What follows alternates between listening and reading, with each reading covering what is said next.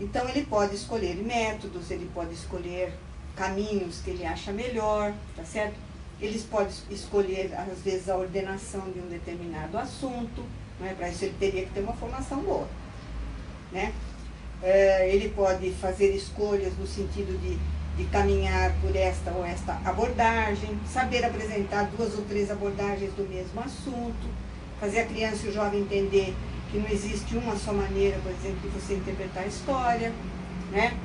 E na matemática você não tem uma só maneira de fazer determinadas somas ou demonstrações, que há vários caminhos para você chegar nos mesmos resultados. Para isso ele tem que ter o domínio da sua matéria, né? A autonomia do professor está aí, né? Agora, lembrando sempre que ele tem um conjunto de conhecimentos que necessariamente essa criança e o jovem têm que ter para se alçar outros voos, né? Há sempre uma base necessária. E essa base, ela não é difícil da gente saber qual é, tá certo? Porque é a base mínima para ele se colocar nesse mundo do trabalho, tá certo? Ou no mundo social, ou no mundo da coparticipação, da participação, dos direitos, das responsabilidades da sua cidadania. Perfeitamente. Quer dizer, de alguma forma, o que a senhora está colocando passa por um daqueles 8 desafios. Passa pelos 8 desafios. Por exemplo, o sentido sociocultural dos conhecimentos. Uhum. Agora, nós sabemos que, dado o próprio quadro da educação, quer dizer, isso não é uma coisa de senso comum, tá? Nós estamos vendo o que está acontecendo com a nossa educação, né? Com avanços que tem, mas nós temos problemas sérios. Uhum. Então, falando desse sentido, né, sociocultural dos conhecimentos, ele acaba, de alguma forma, não está acontecendo. Tem alguma coisa empacada aí. Eu acho que é porque tem a ver com a formação dos professores. E aí eu vou dizer que a responsabilidade dos formadores e professores é imensa.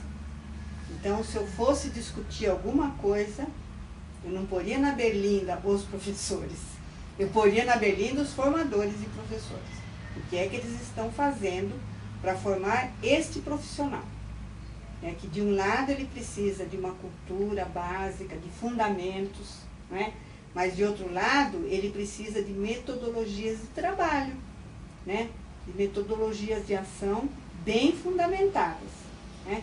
Teoria e prática estando absolutamente relacionados. Não é que a teoria alimenta a prática, mas a prática alimenta a teoria, tá certo? E esses professores teriam que trabalhar nessa direção. Nesse sentido, os conteúdos seriam conteúdos dinâmicos e só assim eles podem ter sentido social. Então, eu acho que nós tratamos os conteúdos de uma maneira meramente cognitiva, né? O conteúdo pelo conteúdo. Aí nós estamos no conteudismo, tá certo?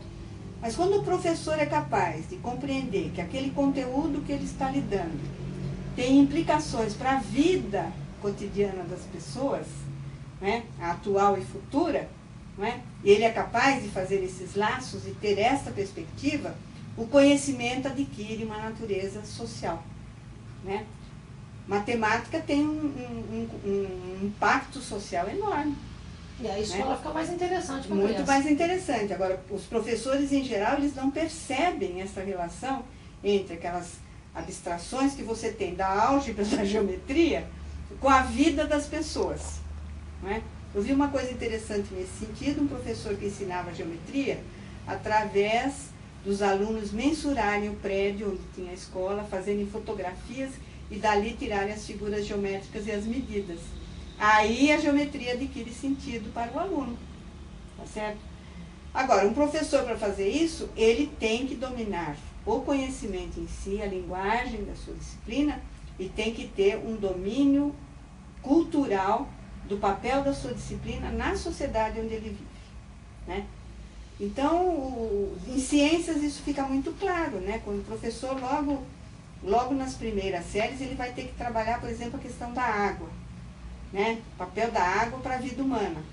Quando você trabalha o papel da água para a vida humana, se você... Veja, eu já coloquei o social aí. Eu não vou trabalhar a água como um elemento químico, H2O. Tá? Eu até vou trabalhar como elemento químico um pouco mais tarde, que isso tem implicações para você entender o que é uma água poluída, tá certo? Mas você vai trabalhar a água como qual é o papel dela na vida humana. E aí você tem as questões químicas, físicas da água, claro, no ensino médio você vai poder derivar para isso. E na educação básica você pode fazer a criança compreender o ciclo da água, não é? E a importância dela para nós, né? E como conservá-la, né?